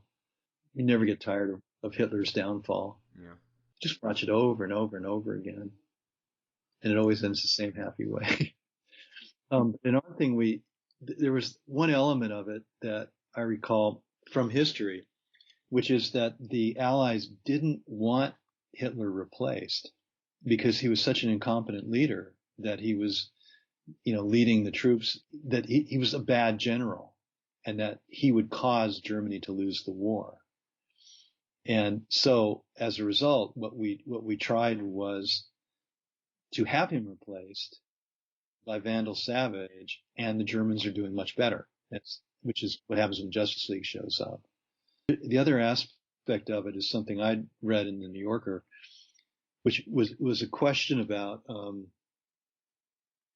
was the extermination of the Jews, just the mechanism of that, distracting from the war effort? In other words, if they hadn't bothered exterminating all those people, could they have used those resources to perhaps win the war? And at one point, Vandal Savage even says, Vandal Savage, I mean, he wants power for himself, of course, but he is not an anti-Semite. He just says, look, why are we doing that? It's a waste of time. Let's move forward and win the war. And they're doing that. And that's why the Justice League has to step in and turn history back into the way it was. Only a Dream. Yeah, that was cool. That was where I fucked up. I got there. It was John Dee was his name, the villain. The actor William Redfield, I think is his name. He gets to the recording session early. I get the recording session early, and the actor asks the question that all actors would ask: how do you see this character? And I made the mistake of telling it from a kind of an outward view. He's wanting to know the emotional thing, and I'm just an outward view. And it just fucked him up. It took a while for Andrea to get him back on the right track, as to get the performance that we both wanted. The actors speak a different language. How often would you go to recording sessions? Always. If it was a script I'd worked on, I'd always be there. Almost always. Hardly ever missed one. A Better World. That was fun. That was really fun. I think Bruce had some ideas at the beginning where Luther is killed. Because the trick is you don't realize you're in a different world. And then you realize, oh, wait a minute, this is an alternate world, and our guys are introduced later. But that was a lot of fun to write. Wild Cards. One of my faves. That was some more of the Royal Flush Gang. Mm-hmm. The new Royal Flush Gang. The new Royal Flush. Different from the one in Batman. Technically we did it later, but it was an earlier version. And that one I have no memory of. I know Rich Fogel wrote one of them, right? Did he write a Royal Flush Gang story? Because there was one where George Lazenby played King. And had I written that, I would have been there. But I don't recall ever meeting George Lazenby. I know I've written for him, but I don't recall ever meeting him. No, it was George. Okay, good. It was always George Lazenby. I'm not crazy. For some reason I thought that someone else voiced him and then George Lazenby took over, but no. Why did you ultimately... So after that comes Justice League Unlimited, and you worked on the first season of that, correct? Right. I'm not sure how they break up the seasons, but I was on there for a while. Until the summer of 2004. What happened in 2004? I got an offer from a company based in England. They were doing a thing called Friends and Heroes. They asked me to work on it. They made a generous offer. One big part of it was that they were willing to do animation covered by the Writers Guild, which would have helped my pension and helped credit arbitration and all that stuff. So I said goodbye to Warner Brothers for a while. Was that a hard choice? Actually, no. I mean, when someone, the producer was Gary Kurtz, who produced Star Wars. So when the producer of Star Wars says to you, what can I do to make you accept this offer? You go, okay, this is gonna be good. So I worked with nice people there, traveled to London a lot. It was fun. And it was covered by the Writers Guild. So that's always a good thing. Do you think that the DC stuff is your most recognizable work, or your most Probably. work? I mean, let's not forget I spent 8 years there doing a lot of the iconic heroes, Superman, Batman. Everybody knows Batman. Everybody. I was this was something around 2018 or so. I was down in El Salvador working, doing research on a project, a graphic novel project. And we were talking to a guy who was an MS-13, had been an MS-13 and was now in his 40s and had, happily he'd gotten out of the gang and was now had a regular job. He was speaking in Spanish. He was being translated and we were asking him what his life was like and all that. And then at the very end of the interview, the translator said, it was me and Randy Rogel. Randy had written on the original Batman the Animated Series, and the translator said, these guys who've been talking to you, they wrote that Batman cartoon. And in English, the MS-13 guy goes, I love Batman. So I mean that it's just a worldwide thing. I mean and then Randy and I were also researching a project in I think they're called the banlieues of Paris. It's just a neighborhood where there are a lot of Muslim people. And we were doing a focus group with some teenagers.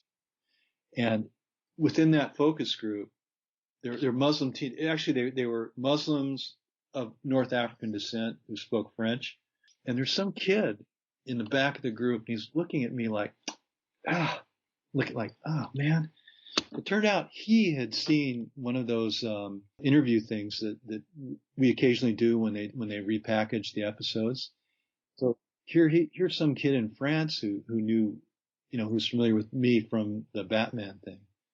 So that's just all over the world, Ben 10, we were in China on something in 2019, and a guy, I mean, he was an adult at that point. He just said, "I love Ben 10." So it's worldwide. That stuff's really, really popular. And it's popular because a lot of good people have worked on it to make it that way.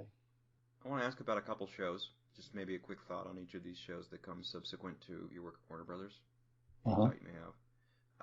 Did you, in fact, write a Power Rangers episode? Yes. Yes. It was heavily rewritten. The head writer was a guy named Bruce Kalish, whose mother, Irma Kalish, was a very, very active member of the Writers Guild and I guess an elected official of it. The Batman? Alan took over that show. Alan Burnett took over the show, and so I wrote a couple episodes for him. And that was fun. Brooke Shields was in a Riddler episode. She was absolutely fantastic. The episode showed her character as the Riddler's flashback and then in what you might call real life. And she played the character completely differently between the fantasy and the real life, as I had hoped for and intended. Because, in our imagination, a person's a certain way, and then in real life she's completely different. Just wonderful. It's great to work with her. Legion of Superheroes? I think I wrote 2 of those for Rob Hoagie at Warner Brothers. And working for Rob's always a lot of fun. And the superheroes are great because some of them are so stupid. Bouncing Boy, Matter Eater Lad. Stupid in their concept.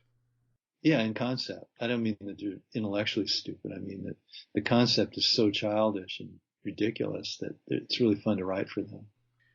You did one Transformers Animated. Oh, I'm sorry. No, you did multiple, but Transformers Animated. Yeah, I think there might have been a couple, but I don't remember too well. I've worked for Adam Beechin on one of them. I think Adam did. Was that Transformers Robots in Disguise? The subsequent one? I have no idea. I don't know what the series is called. No, you get a phone call saying, "Hey, do you want to do a Transformers?" And you go, "Sure." What you got? Batman Brave and the Bold? That was the one-man army, OMAC. One man armored something or other. It was created by Jack Kirby, that character. So that was fun. But again, they were Brave and the Bold was played almost for comedy. Real, not serious at all. Do you find it easier to write for comedy than for serious? No, it's easier to write for serious with some humorous touches. The straight up comedy, you're never quite sure of the exact tone they want. The Superhero Squad show. That was fun. I mean, that again, straight up comedy. And that was Matt Wayne was running that show, and he let me do a weird joke. And once as soon as someone allows you to that kind of freedom, you go, okay, this is going to be a lot of fun from here on in. It was a joke about the Infinity Stones, and I think one of the characters says, "Soon I shall have all the stones," and the other guy says, "Well, don't forget Mick Taylor. He's the one no one ever remembers." And what's a joke from someone who remembers 1971, right? Right? Who's Mick Taylor? I mean, briefly, he replaced Brian Jones and then was replaced by Ronnie Wood. But he was there briefly, but no one remembers him because he never did anything as crazy as Brian Jones, and sort of did his job, and that was that. Anyway, so when Matt allowed me to do that joke, I thought, okay, this is going to be a lot of fun from here on in, and it was great to do that. This is one other thing about Superhero Squad, but I've forgotten. Sorry. The 99. I know that there was a little bit of semi-controversy. Yeah, we were trying to do a show, an international superhero show, and we had sold it. We had sold it to an American network called The Hub, which premiered in 2010 as not a children's network, but a family network. They were running reruns of Batman Beyond, and we thought we'd fit in pretty well, a little diversity. But the creator of the comic book and of the series, named Naif Al-Mutawa, a very nice guy, born in Kuwait, splits his time between New York and Kuwait. Like in 2010, he was at some sort of campaign event with Barack Obama, who was president then, and Obama had a shout out to him saying, "Hey, you've created some Muslim superheroes. That's great." As soon as the New York the New York Post heard that, they went, "Oh, good. Now we have a cudgel to whack Obama with." And a woman named Andrea Pizer wrote a story about how Obama was encouraging Islamic propaganda, and how the Hub was encouraging Islamic propaganda. I assure you, the last thing that Naif wanted to do was any kind of religious propaganda. There was a point early on where I said, look, wouldn't it be great to have some Muslim writers writing for the show? And I looked hard for them, couldn't find them. And finally Naif said, look, I don't care about religion in the show. I want this to be an international show. I want everyone to be able to watch it. Just get the best writers you can. I don't care about their religion. So I did. And yet the show, which I think is completely harmless and does not encourage any religion, got censored. Not censored. The Hub never ran it. They paid the program fee they agreed to without ever running the show. And just to show that you can offend all the people all the time, Naif was then accused of blasphemy by a Saudi Arabian court. He managed to not be convicted, though. So that was a very rough thing, and we're still very proud of it. I mean, the animation looked good. The stories, I think it was the first time I'd worked on a show where you could watch it one after the other, like today's shows are seen. I mean, what happened was I got a bunch of them back after being produced and just kept watching them. God, it's like potato chips. You can't stop watching it. And so I was pretty proud of it. And I'm very sad that very few people saw it. Very, very, very unfair of the New York Post. They used it to batter Obama, and Obama ended up not doing very well in the midterms, and he wound up with a Republican Senate and House after that. I remember publicity for the 99. because I was a Really? big Hub because I was watching the Hub at the time. That's the gist of what I remember. So they did publicize it, then they never ran it. I don't remember if it was network publicity or if it was. I think it was online publicity. Like so, it was like coming. The Hub is commissioned new show 99 to premiere on such and such date. Thunderbirds are go. That was working for Rob Hoagie again. I don't know if you've ever seen it. The new version had physical sets, but CGI characters in them instead of puppets. So that was the difference. And that was fun. It was fun to write that. How many Ben 10s did you write? So at least 3 or 4. It was so much fun. We'd have these really, really long meetings with Glenn and Dwayne McDuffie. And again, you'd be talking about politics, about anything. And Dwayne was always just a fountain of inspiration and ideas. And Glenn would sit drawing sketches for what we were doing. There are two that I remember that I really liked. One was where Ben decides he can stop a war on a distant planet and fails spectacularly. And the other was one where there's a bad guy trying to heat up the world because he's trying to turn everyone into a reptile, as I recall. And I said, Dwayne, you realize that in this episode you're saying that A, global warming is real, and B, that evolution is real. You sure you want to offend your middle American viewers that way? And he goes, yeah, just do it. So we did. I forgot the title of it though. It's about chickens and stuff. There are a bunch of chickens in it, as I recall. Birds of Feather? That's what it was called? Yes, that's probably it. A bunch of eggs. People crack open eggs and reptiles come out, as I recall. You wrote for Avengers Assemble in 2016. Yeah, that was great. I mean, I think Eugene Son was my connection there. Eugene had worked on the 99, and then I worked for him on Avengers Assemble. And usually I got very, very detailed outlines. So writing the script was never a hard thing to do. And the episodes came out pretty well. You want to have some fun, compare Avengers Assemble from 2015, 16, 17 to Batman the Animated Series. So much more going on. Either Batman seems slow or Avengers seems too fast, but there's a huge difference in timing and tempo between the two. And that just shows how much things have changed. You wrote one Justice League Action? Yeah, I think that was me rewriting, just doing a rewrite of something Matt Wayne might have written. I think he did write it. What do you remember about writing the features for Warner Brothers, The New Frontier?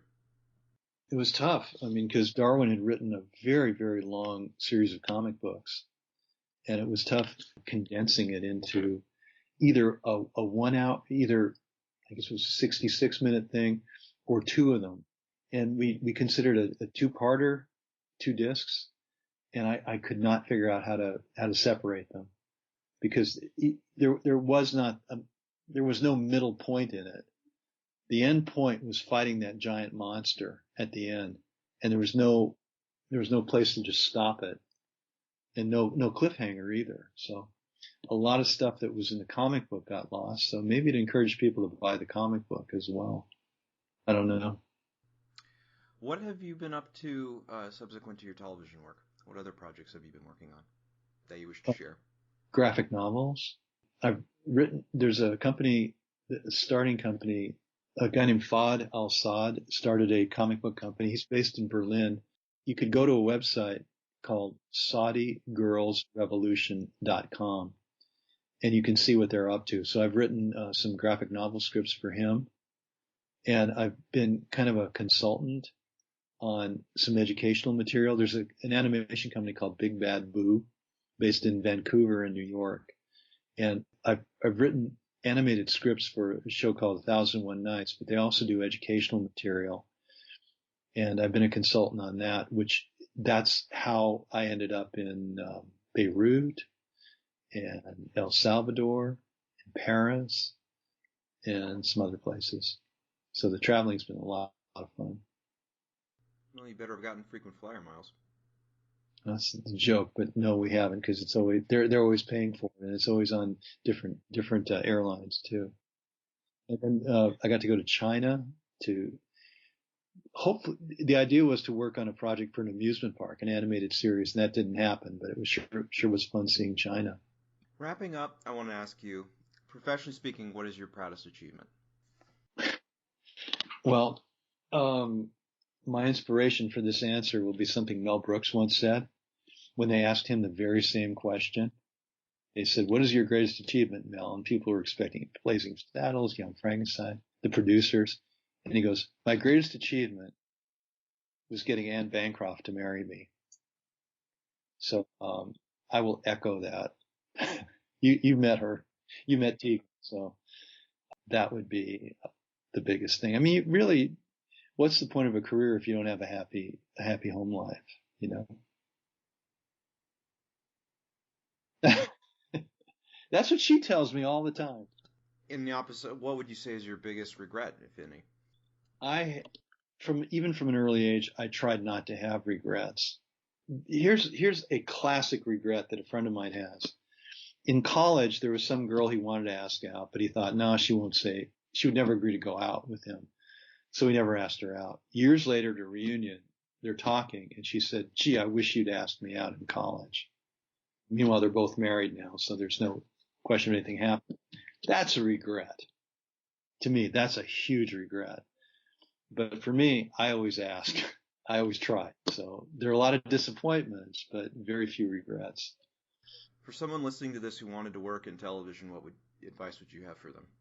My advice would be that television as a medium might not exist in a few years, but storytelling as a craft will always exist. And the thing to learn is story structure, how to tell stories, regardless of the medium that you're working in. So understand storytelling as opposed to the medium, because the medium will change. I mean, just in the years I've been in it, it's changed drastically. How so?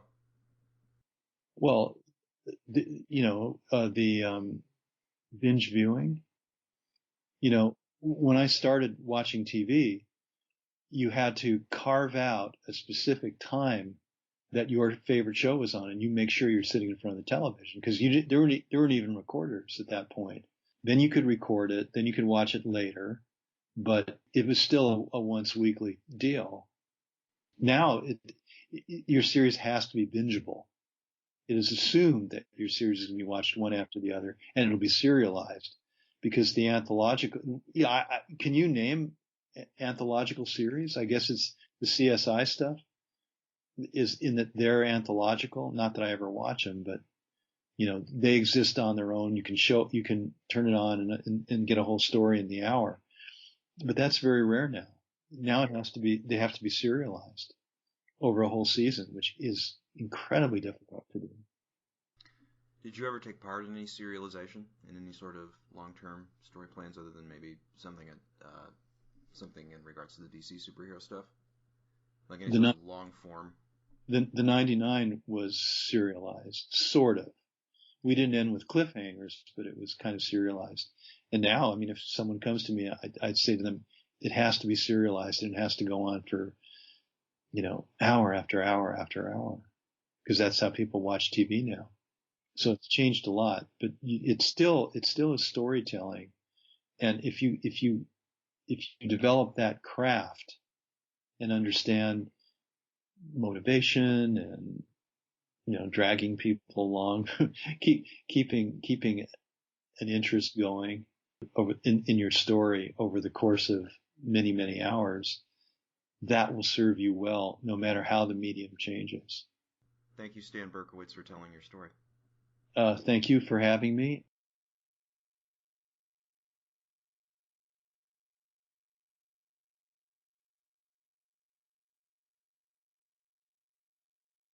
I wanted to be one when I was young. A literary agent? I wanted to be a press agent, and then a literary agent. I was a very unusual child. Well, where were you living at that time? Here in Kansas. That would not have been I mean, you would have been the only one, right? Yeah. In your city. Outside of something like political press, yeah. So, I mean, you wouldn't, it'd be a press agent for anybody, just anybody who needed press, not just show business. Well, the goal was show business, but it was an unrealistic goal at the time. When I mean like young, I mean like as a 13-year-old. Really? Yeah, I was a very unusual child. I always tell people, which is true, I never wanted to be a member of the Justice League. I wanted to be their press agent. We there was an episode of Justice League that began as from an idea from James Tucker, one of the artists, as a character who is an agent for supervillains. That's not how the episode turned out, but that was his original idea. Supervillains have an agent. And it became an episode called April Moon, where the agent became a doctor. Big difference. Well, I mean, Yes. You didn't try to do anything? No. Didn't want to go to college in a bigger city where there'd be more opportunity? After a while, I realized I didn't really want to live on the West Coast. I preferred the Middle America. Well, then Chicago. That's true. It would have been Chicago or probably New York. Yeah, and I wasn't a very driven person when I was younger. Maybe I'm not a very driven person now, but there were things that got in the way of that. You had to have been driven. You had to have been driven in order to do that. I worked on Hammer. The guy who created it was a former press agent named Jay Bernstein. Well, look, here comes. Hey, honey. Oh, look. Oh, what a great office you have. Hi. This is Josh. This is my wife. Hi, Josh. This is my wife, Teagan. Honey, did you tell him about our 9 children and 8 grandchildren? Josh? Hello, Miss Teagan. Hi, honey. Did he tell you about our 9 children and 8 grandchildren? He has yet to discuss that as of this point of the interview. He's holding back, Josh. You get him talking now. Okay. Here, Josh, if you have another device, look up Teagan Clive on just type Teagan Clive into Google. TeaganClive. And that is Teagan. We've been together almost 27 years now. You hit the jackpot. My greatest achievement. My greatest achievement. My greatest achievement. My greatest achievement. My greatest achievement.